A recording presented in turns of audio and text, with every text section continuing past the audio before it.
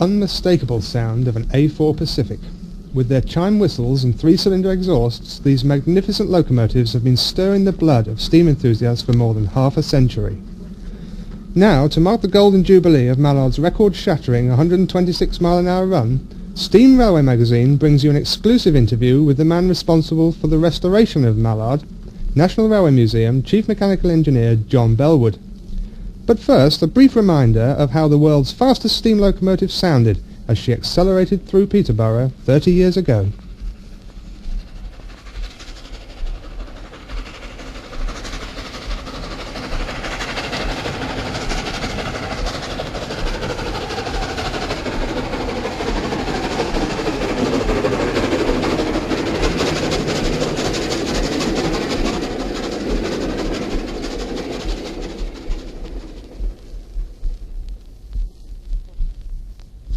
John Bellwood, can you remember when the decision was taken to put Mallard back into running order?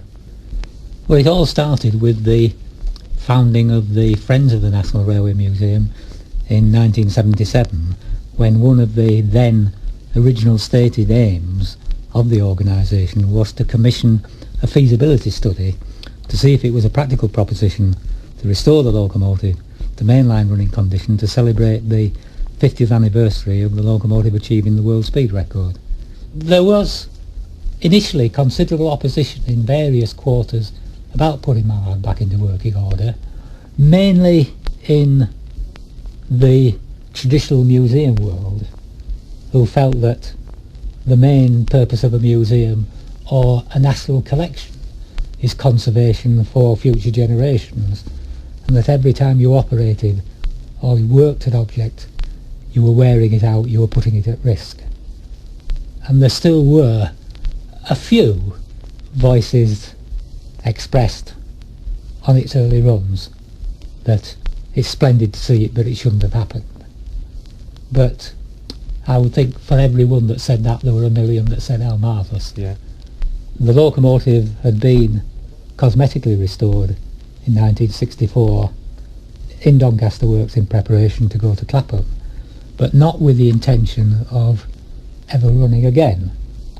As far as we can find out, the brief Doncaster had was to cosmetically restore it to its 1938 condition as far as practical, and mechanically to do what was necessary to enable it to be hauled on its own wheels from Doncaster to London. Right. In actual fact, as we proceeded with the work, we found that Doncaster had done far more work than was necessary to fulfil that remit, which obviously was to our advantage. There were all sorts of rumours that various Deltics were being charged with the cost of restoring Mallard, which was perhaps justice. Can you remember your feelings and emotions at the time that you first had the needle up to 250? Yes, it was very much a heartfelt relief. So I actually opened the regulator for its first movement. It was very much a touch and go thing, because the idea was that the locomotive would make its public appearance at 11:30 on that Friday morning, and it actually moved for the first time under its own steam at 11:20. So that's cutting it a bit fine. So it was cutting it a bit fine. We've got 10 minutes to spare, all the time in the world. On the day, of course, for the very first time, an A4 moved under its own steam in a naked, unstreamlined condition. Yes, this apparently has never happened before.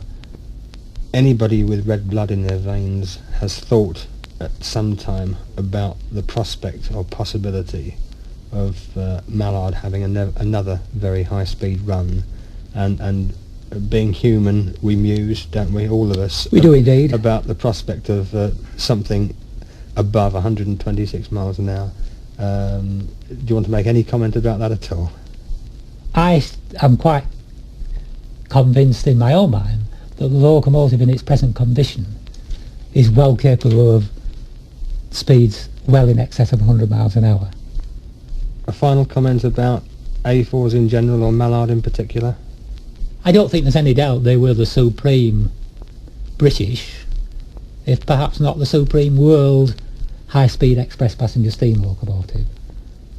John Bellwood, Chief Mechanical Engineer to the National Railway Museum. Thank you very much indeed. Thank you, David.